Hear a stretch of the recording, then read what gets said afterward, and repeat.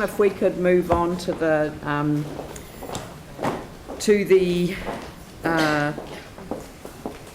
item 15. Sorry, I was looking for Christchurch Northern Corridor Downstream Effects Management Plan.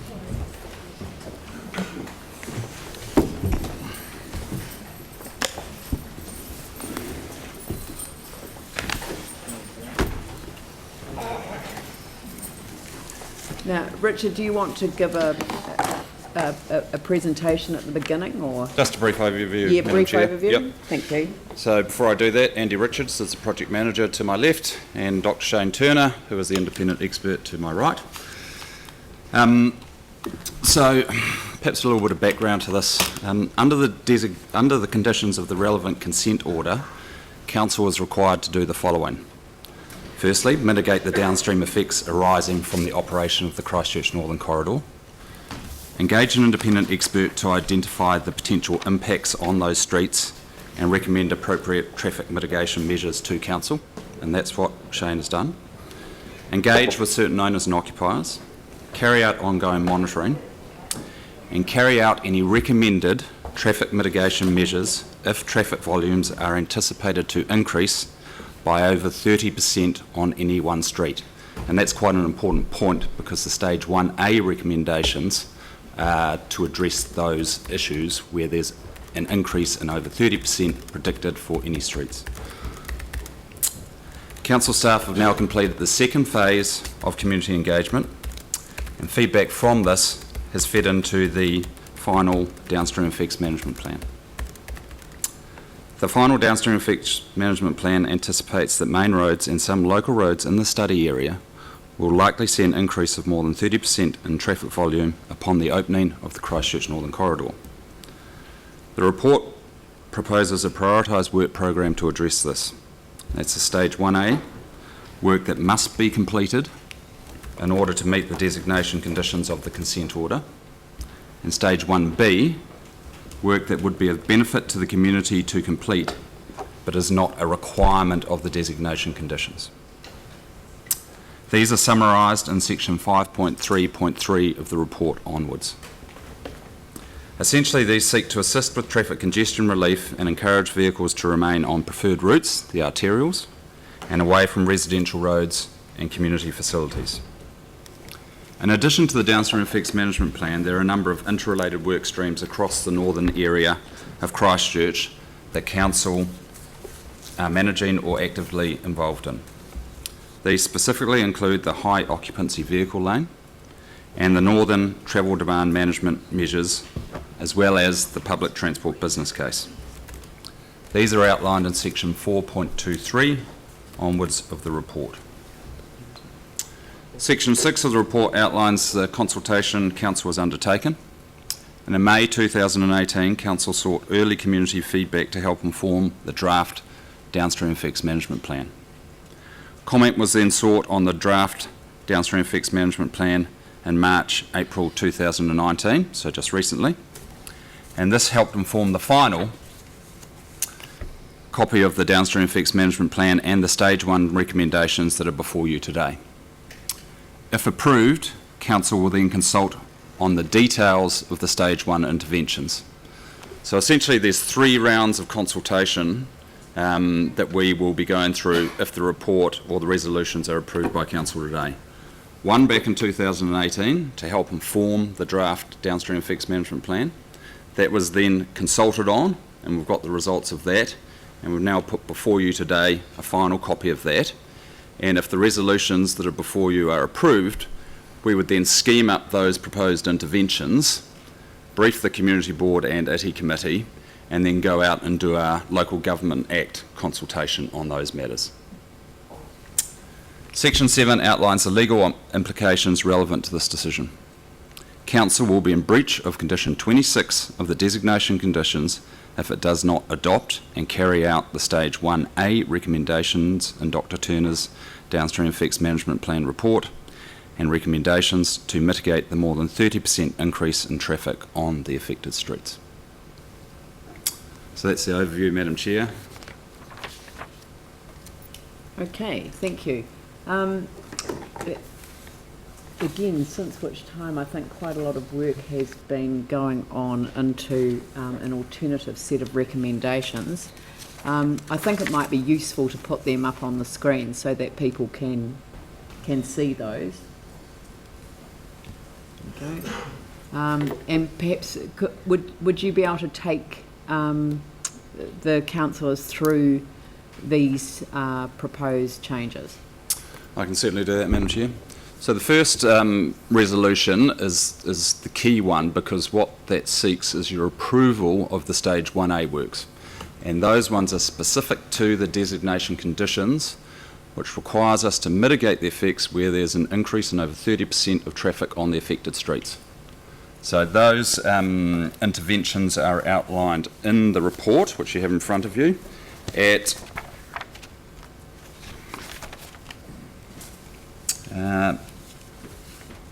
5.3.4, and they include major road upgrades to Cranford Street or Berwick Warrington, intersection upgrades, traffic calming and traffic monitoring.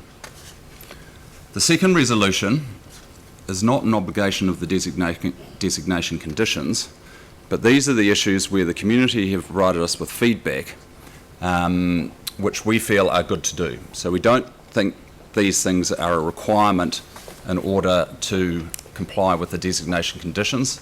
They are simply things which will be good to do, and they include environmental monitoring, reduced speed limits around the local road network, interim improvements on Cranford Street to increase the safety of pedestrians crossing Cranford Street, and studies to ensure safe access to the schools across Cranford Street and safe cycling routes.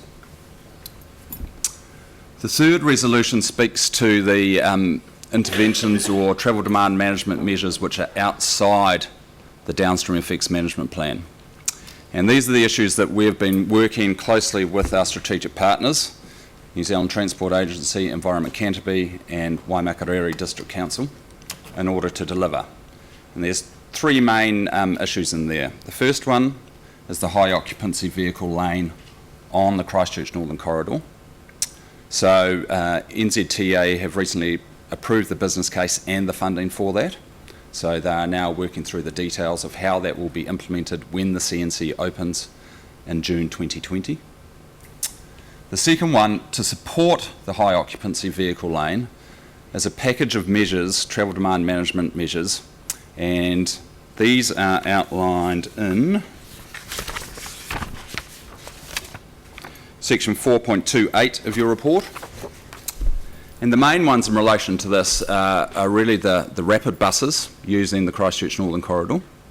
And as you'll be aware, while Christchurch City Council provides the infrastructure for the public transport network, Environment Canterbury runs the bus services. So this is an obligation on them.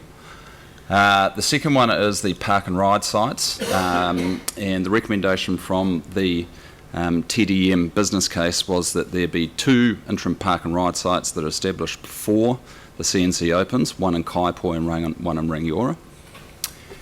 And there's a host of other measures in there as well, such as education, communication plans, marketing and promotional campaigns, mobility as a service app to ensure that the last mile, first mile was connected. The other thing which is incumbent upon us to do as part of that is to look at parking within the central city, and that was certainly one of the things that came through loud and clear in the submissions, because parking is either free or very cheap in the central city, and that can be an incentive for people to bring in their single occupancy vehicle. So that's an obligation on us, and we'll be looking to brief the next ICI committee on the scope for that work stream, with a view to getting something approved prior to the opening of the Christchurch Northern Corridor. The third piece of work which is going to be fundamental to this project is the public transport business case. Now that is currently before the NZTA board, and we're hoping that that will be approved this month. And what that will do is there will be 3 business cases which stem from that. One is the rapid transit one, and that's looking at routes to the north and to the south. The second one is the foundations business case, and they'll look at the key high patronage routes that currently exist and whether there's a need for any more and what can be done to increase frequency on those. And the third one will be basically pick up the rest of the network. So our intention is that we progress those, assuming that the overarching business case is approved by the NZTA board and they fund the business cases because they're not cheap.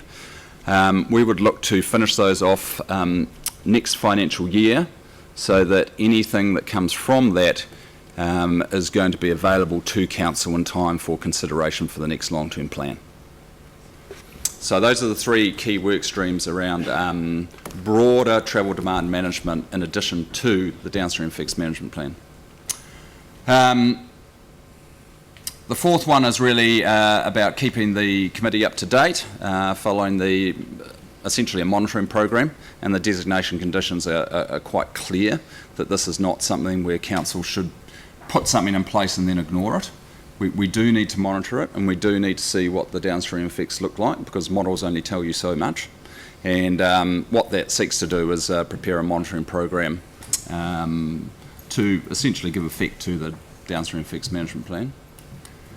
Number 5, these were requests that came through as a result of the briefing or the report being considered by the community board.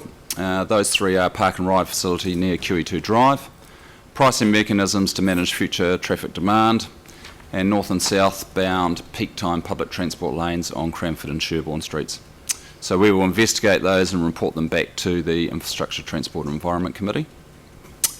And the last 2 up there are notes, not resolutions, and they're about continuing to engage and consult with the community on further interventions, and also continue to work with the appropriate community boards, which we've done to date and intend to continue to do. So that's an overview of the resolutions and notes which are before you, and the report as well. Okay, so Pauline, do you have a question? Thank you, Richard. That was a really good overview.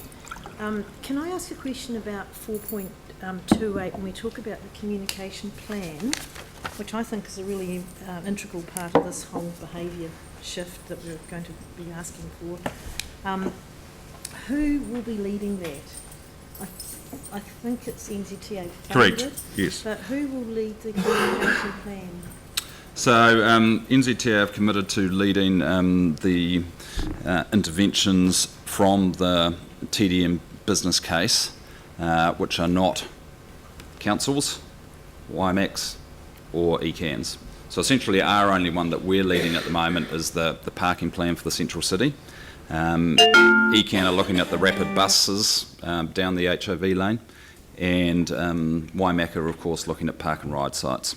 So all those communication plan, marketing, promotional, mobility as a service, training and education would be led by the agency.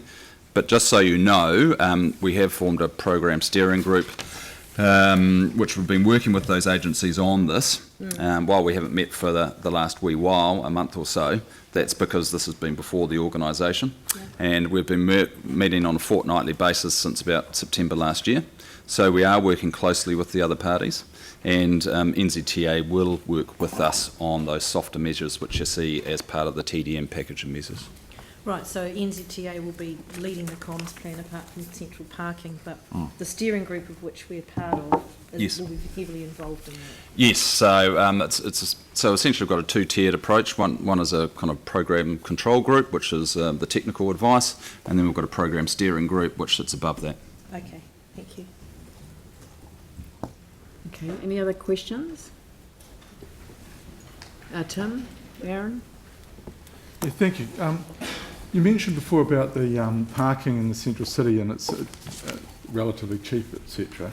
Now, we can't do anything with regards to controlling private parking providers, but with our own, we've got like a double-edged sword, which you would think could be quite easy to deal with regards to we need people to come into the central city for the vibrancy and the retailing, etc.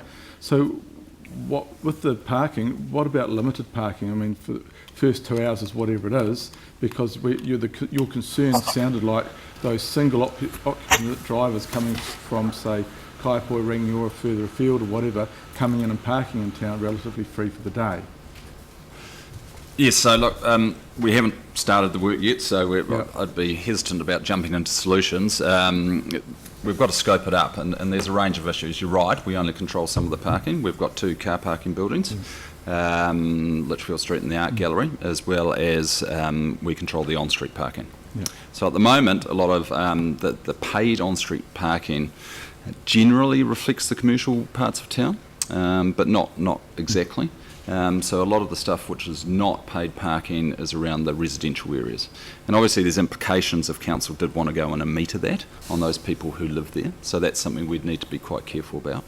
And then you have what are commonly known as the gravel pit car parks, where they're vacant sites and people are using them for pretty cheap long stay parking for the most part. And I think that is an incentive for people to come into town, but it's also an incentive for them to come into town and bring their private vehicles. And if we are serious about mode shift, then that's something we need to look at. Now, I can't tell you what the answer is, and it'd be inappropriate for us to do that, but I think that the thing that's incumbent upon us is to do the work, keep the ITI committee informed of it, and have something which is ready to go prior to the opening of the Christchurch Northern Corridor, which is a year's hence from now. So just following up, when I was overseas in a couple of countries I've been to, I kind of thought it was odd that your residents close to the city had permits which, that they're not charged for them, they're just showing that they are local residents. But now I understand why, because it discourages people to drive in and then park in those surrounding suburbs. Yeah. So, yeah. Yeah. So that's, nothing's new, but it is new for us. Yep. Aaron? Yeah, so a couple of questions, Richard. First one's around timing. Because I see up to Innes Road, there's roadworks for Africa, Yes. and past Innes Road, there's a couple of road cones. At which point do you have to start mitigating to avoid the insane amount of rat running we'll get if we don't do it? So yeah, you're correct. The Christchurch Northern Corridor is due to open June 2020. So a lot of work has been done on that. And certainly our obligation as an organisation is to put in place Stage 1A and preferably the Stage 2 works prior to it opening. So that leaves us with a pretty tight time frame to both go out and consult and construct the works. So from a staff perspective, we wouldn't like to see any delay on decisions being made. Oh, yeah, and if we don't do that, what are the outcomes? So the implications would be that if the decision were delayed and we couldn't implement the recommendations, particularly Stage 1A, we'd be in breach of our designation conditions. Spell that out for me. So we'd be subject to potential enforcement action under the Resource Management Act. I'm probably not the right person to tell you what that looks like, but there was a little bit of a debate when the community boards were here. I might have something here. There's abatement notices, there's fines, there's various other things. There's obviously reputational risk. So certainly we are keen to see a decision made today to progress with both the Stage 1A and 1B package of works. Okay, and then my other question is around PT and trying to increase PT, which we've been doing for years and spent a lot of money on, and I think we're under 4%. Yeah, PT patronage has not increased significantly for quite some time, so I think there's been a slight improvement, but it's yeah. Not even back to pre-earthquake levels. No. It's an outrage. Oh, sorry, did I say that? No, but the numbers working in town aren't either, so that it will get better. And but what other cities in the world that have a similar population spread and density have successful PT systems, and what do they look like? What's the best we can expect to get? Look, I think that'll be that's the whole purpose of doing those business cases, which I referenced earlier on. I wouldn't, again, like to jump to conclusions on what that might look like. There must be a best level somewhere in the world. Well, look, there's certainly there's been a lot of work that's been done in the community, and there's some strong ideas about what it might look like in terms of rapid public transport. So I'd be very hesitant about giving you my views because I want to go through a proper business case process where we're not jumping to conclusions at the beginning. But we will be looking at other similar sized cities and using those as examples as part of that process. And density, you're right, it is a key because the reality is Christchurch is a reasonably low density city, and we've got oodles of flat land. We have some natural and other barriers such as the airport noise contour, but we have tended to sprawl, and there's a lot of peripheral low density urban growth that goes on around Christchurch, both within Christchurch City's boundaries and within Waimak and Selwyn's. Thank you. Right, I've got Mike, Yanni, Pauline and Glenn. Oh, no questions from me. I'm just happy to move it. Oh, okay. And Pauline, all right.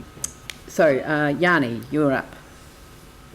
Great, thank you. I just wanted to check if the community are aware of the recommendations in front of the council today, because they're quite the community board ones. They're exactly the same, just worded differently. Sorry, what Are they? what was your question? Have you not got So I'm just trying to understand. No, like the staff have emailed them through. Yes, they are. Sorry, I just want to understand if the community was. We've had a huge number of submissions from the community on the recommendations. The board's met and made the decision. I'm just trying to understand if the resolutions that you have on the screen have been pre-circulated to the submitters, so they're aware of them. They're the same as the resolutions that we came to terms with, that we agreed on, and they're just reworded to... There's some additional detail, but Right, so there's nothing, that's what I wanted to clarify. There's nothing substantially different than what the community boards have agreed to?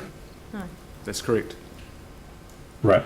And can I just check with the parking pricing mechanisms? Given that we've just done a parking strategy, why weren't they addressed as part of that?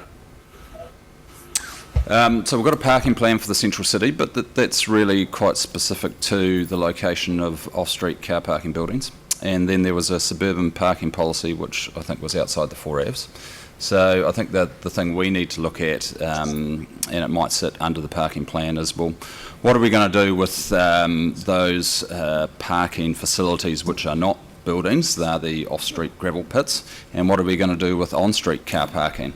And that'll be a decision of council, and we'll look to brief next month's ITI committee on the scope of that. So that's our intention, with a view to... So just to clarify, through the hearings, a number of submitters raised concern, or there was some concern raised around the impact of car parking, for example, around malls.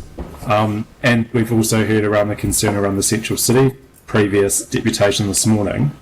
So I just really wanted to understand if the pricing mechanisms are only going to be limited to the central city, if they're going to be wider to include things like the congestion levy on the Northern Aotearoa extension, and also things like a toll over the Waimakariri Bridge.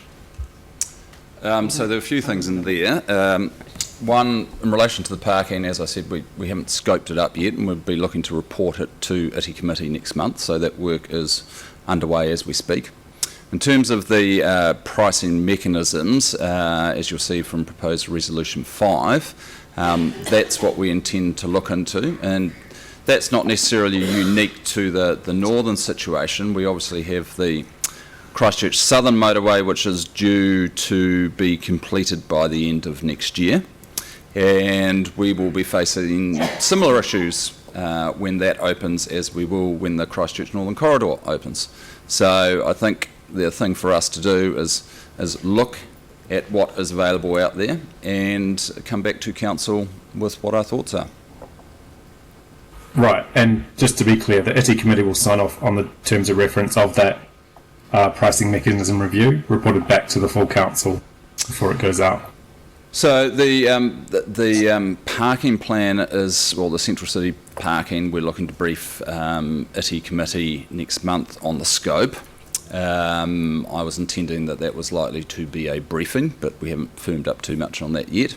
In terms of the pricing mechanisms work, we would be investigating and reporting back to ITI committee as the resolution says. So I just note in the board's meeting that there was opposition to the issue of the congestion charge. It seemed to be one of the more contentious things at the community board at the joint meeting. No, it wasn't. And It was- that's it not was Carried, Yanni, it was carried by the community board, and we've got pricing but mechanisms to there were manage future traffic demand in there, so the staff are going to investigate and report back on that. Just investigation. So what? You know, I understand that. I understand for the need to work. I think you can't look at the central city in isolation of the wider pricing mechanisms, and I would hope that that work is done as together rather than separately, because through the hearings and the submissions that we had, people raised a concern that you should not just tinker with, you know, the central city, because then you have unintended Ian, are we consequences. into debate, please? Yeah, So I just wanted to be clear around whether the pricing mechanisms and the car parking examination can be done together. And I'm not clear from these resolutions because I'm hearing two different things from staff. So I just want to be clear if we can do it together at the same time so everyone knows what the consequences will be on each other. So there are two different work streams, but we do integrate our work streams. We'll be doing one piece of work on the parking, and we will also look, as Resolution 5 speaks to, park and ride facility near QE2 Drive, parking mechanisms to manage future traffic demand, and that will be broader than just the issue we face at the northern, and north and southbound peak time public transport lanes on Cranford. But we can't consider any of these things in isolation, and that's why we've got a program steering group which has been established to look at stuff that this organisation can do, as well as look at stuff that other organisations are looking to do as well, and that includes the rapid buses, it includes the park and rides in WIMAC, and it includes the HOV lane which NZTA are doing. So that's why we're working in an integrated manner with those other strategic partners. Right. okay. Okay. Right, so we've got Pauline next. Yeah, just a question of staff around 4 and 5. How can we include the community boards in that work as well? Well, I think Would we've that got... be by way of a memo as a result of the updates, perhaps? We've got the note at the bottom which Yes. says that appropriate community boards will remain closely involved, and Yeah. I think we've done a good job of making sure that the community boards have been involved up to date, so it's our intention that we continue to do.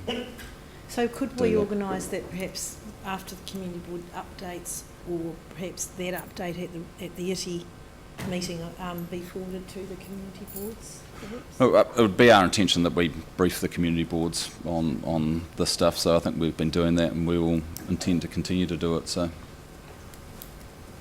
perhaps, I'm just wondering if we want to put something in there, even in number 4. Could we put, and community boards provided with memos as appropriate? Would that be all right? I think that'd be fine. Personally, I think that the note at number 7 covers that off. That would be well, our what about intention if we to... put it in at 7 then, community boards remain closely involved and updated via memos, Sure. memorandums, as appropriate. Might be that something's happening and they get invited along, or we don't want to limit it too much.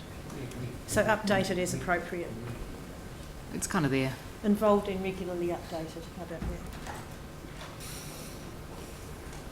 I would like to see something more in relation to 4 and 5. So could we perhaps put in 7 and regularly updated as per... Well, how about with a Four. workshop with the two community boards, so that, Just regularly updated as per 4 and 5. okay, Yeah, because I don't think we want to be okay, instructing. all right, And Mike, are you happy with that? yeah.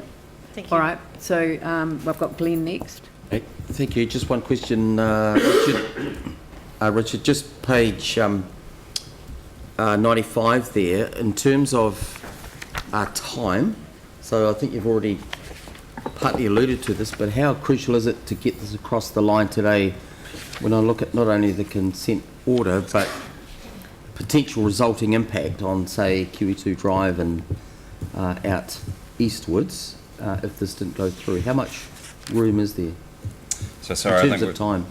our page number So might be that's, slightly different to yours. Yes, 8.1.2. Right, thank you. Under risks.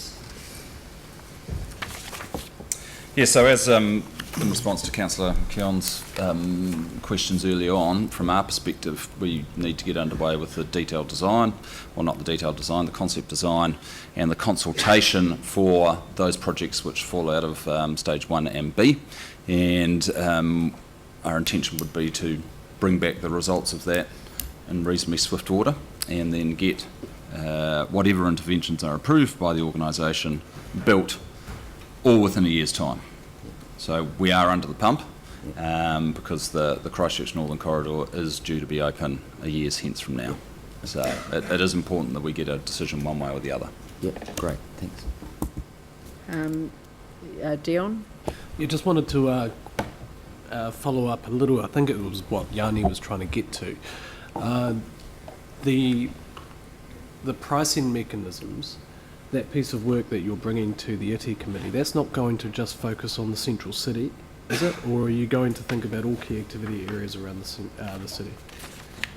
We haven't, well, I personally haven't given too much thought to what that might look like, and again, I don't want to jump to conclusions, but I think the concern would be that we focus simply on the northern and put something in which is reactive to that particular issue. And it's our thinking that that would probably come unstuck without a clear policy framework within which to nest such a decision. So our reading of the legislation is that you need to go through quite a bit of process before you make decisions around pricing mechanisms to manage future traffic demand. And if you just went in and go, well, we've got the northern or the southern coming, and we make a decision without that being kind of, as I said, nested in a wider policy framework which probably need to go out for consultation, then there would be a chance that it wouldn't be approved by the Minister. So in terms of the key activity centres versus Central City, we haven't even got that far along the line as yet. It would just be really looking at it at a very high level to start off with, and then, well, what sits underneath that? So it's not just going to be a central city focus? No, absolutely not. But we haven't done that work yet, so again, once we start doing some of it, we'd brief the ITI committee about what that looks like. Okay. All right, I've got a mover and a seconder, so I'll open it up for debate. Mike, Pauline. Thank you. Look, first I would like to acknowledge the council staff and Dr. Shane Turner, who's obviously completed the DEM, but especially the community. People that are actually affected by the decisions that we're making today. Look, the recommendations in front of us, although the recommendations from staff are in essence exactly what was passed by the community boards.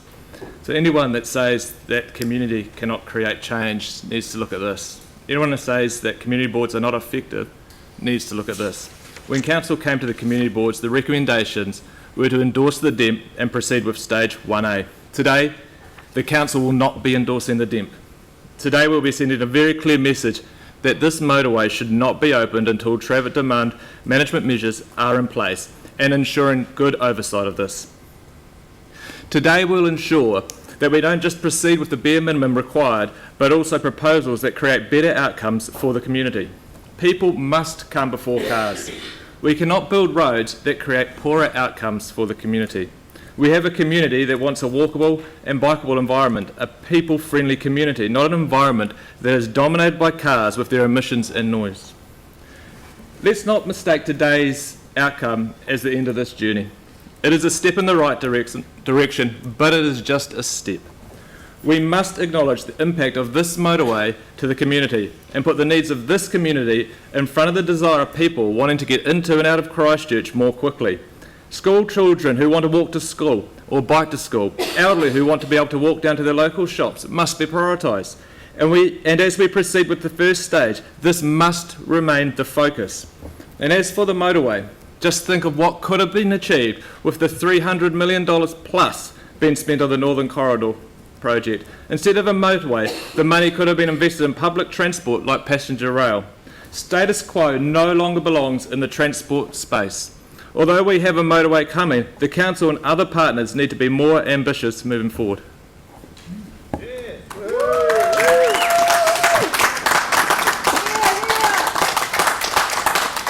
Pauline. Yes, thank you. Look, there are so many negatives with this motorway if it should be allowed to progress south of Innes Road.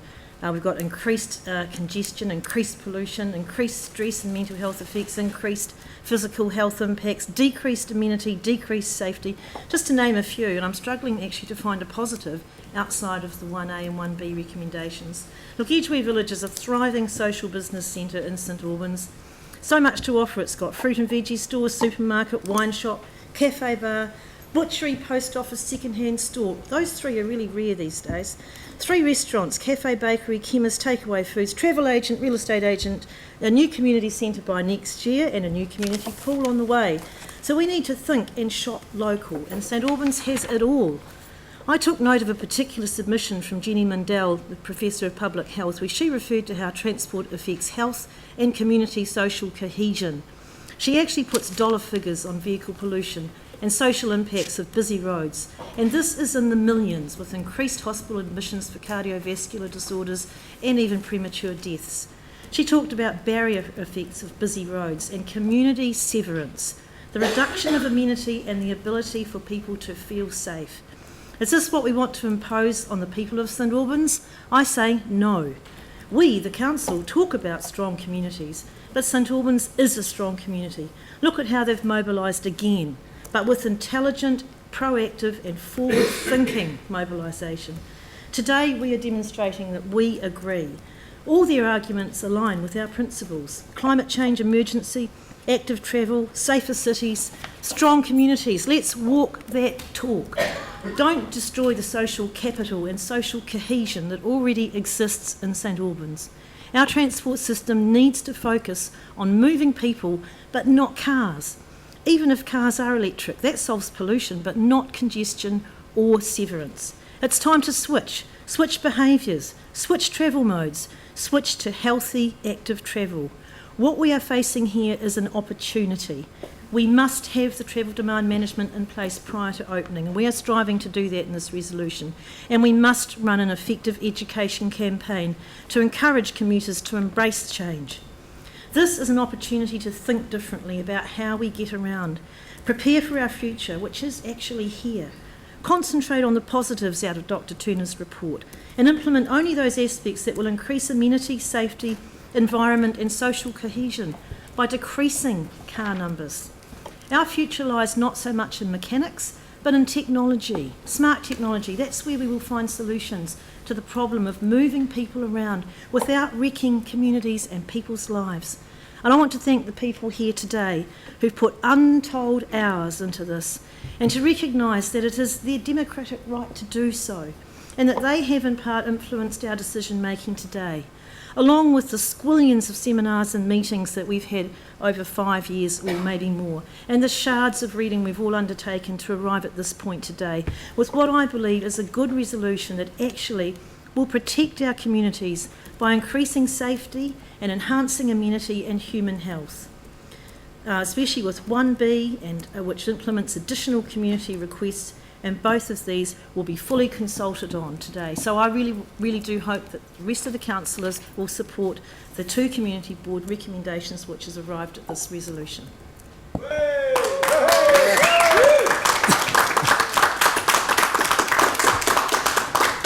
got Sarah and then Andrew. Thank you.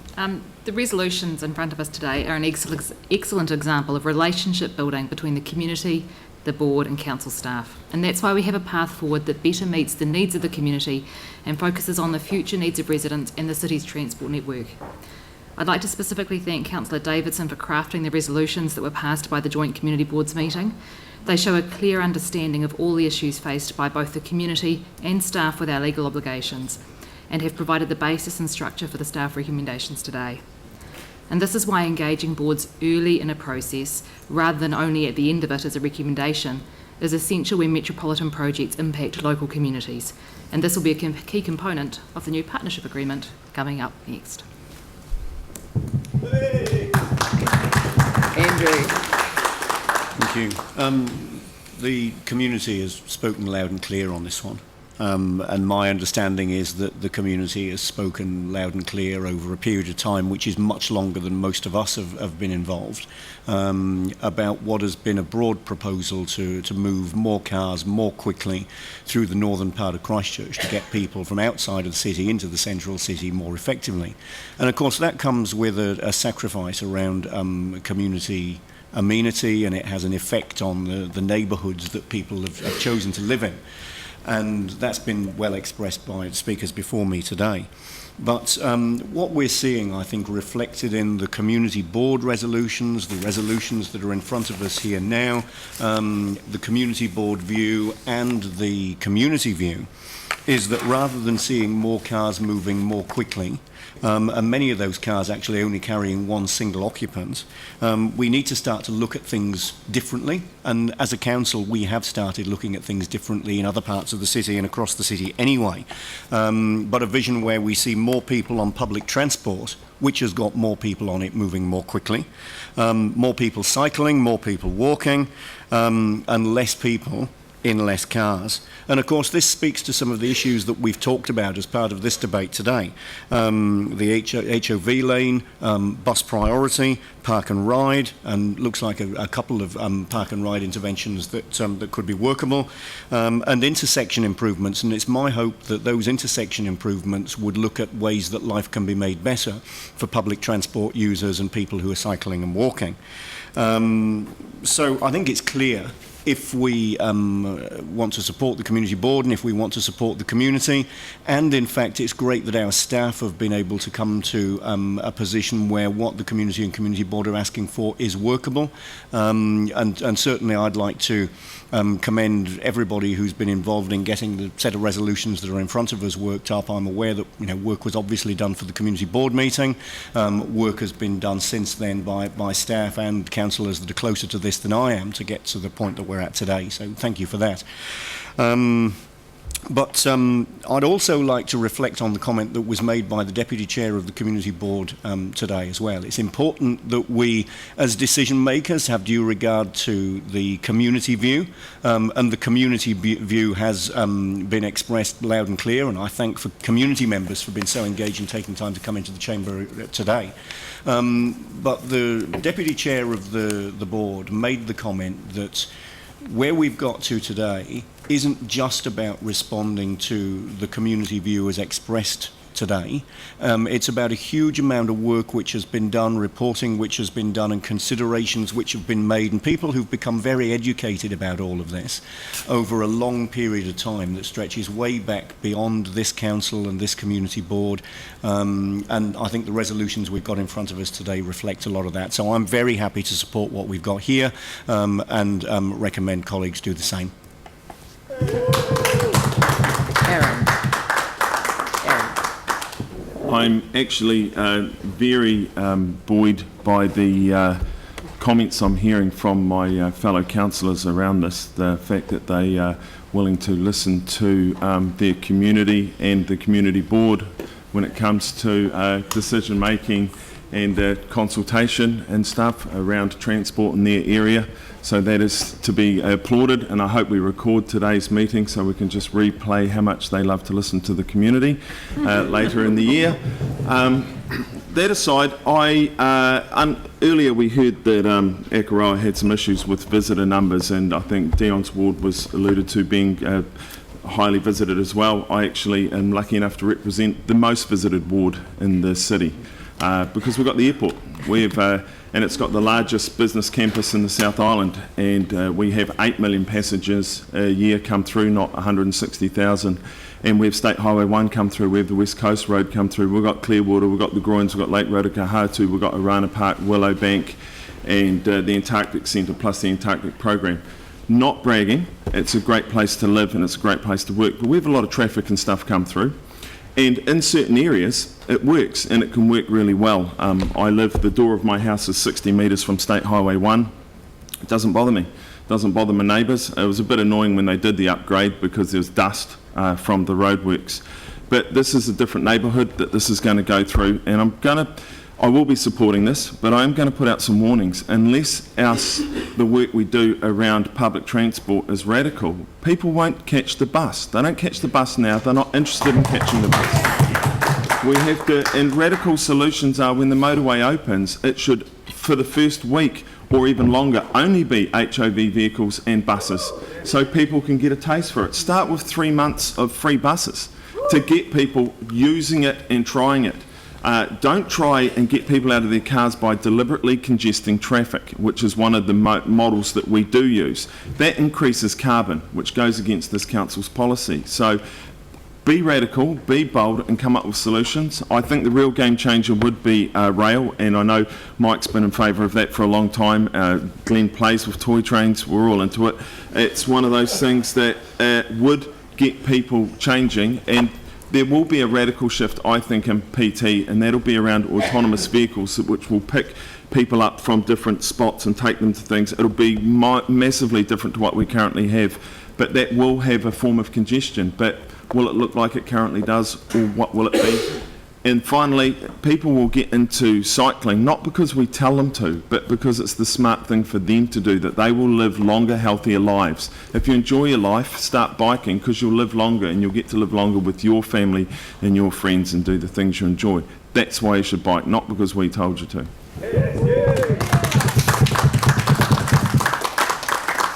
Anyone else want to?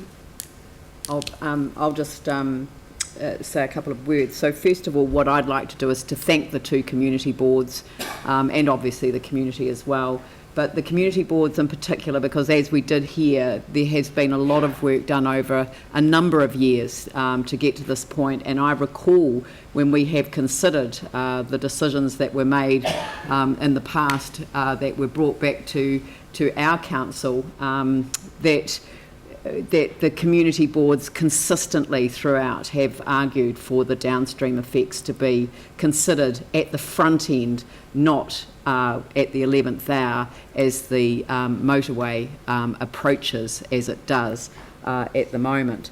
I have to say that this is an issue that was inherited from an earlier time, and I don't think that anyone in their right mind today would actually prioritise these so-called roads of national significance over the top of the absolute need to face up to the reality of our dependence on fossil fuels that single occupancy vehicle use absolutely encourages instead of resolves. And until we face up to that, I mean, this is what the climate emergency was all about, is actually facing up to the reality that things do need to change.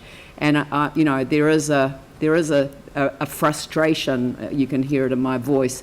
You know, time's up for our dependency. We actually have to find better ways, and I have to say that it isn't right that our bus patronage figures are lower than they were but prior to the earthquakes. And I agree with Aaron that it is time for courageous decisions to be made, but we need our strategic partners around the table. We have heard over and over again about who is responsible for what element. NZTA is responsible for the state highways. We've got ECAN responsible for the bus timetabling, so we are absolutely dependent on ECAN making the right decision and putting express buses through from the north right into the heart of the city, and it's an express lane in that concept, certainly at our peak times, which will be absolutely vital to making the change, because it's got to be better than getting in your car and finding a cheap park in town to actually get onto public transport that is absolutely reliable and is able to leave a pile of cars in their wake as they cruise up the multiple occupancy vehicle lane. And it isn't right that the downstream effects are not planned and funded by those who created them. So I'm just going to put that on the line too. I think that it is not it's not right that we ended up in the situation where we essentially have to pick up the pieces after all the decisions have been made, and support what is now a rearguard action to get the downstream effects properly resolved. So I really want to acknowledge the community boards, both Pauline and Mike, Sarah and Dion, and who else is on? Yanni. So Yanni, sorry, you're in the background. Absolutely ask you to take that back to your community boards. They've done an extraordinary piece of work over a very long period of time, and I really want us to acknowledge that today. So on that note, I'll put the motion. All those in favour say aye. Those opposed say no. That's carried unanimously. Thank you.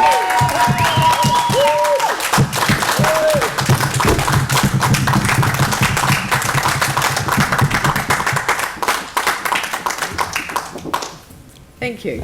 Right, well, I'd now like to move that we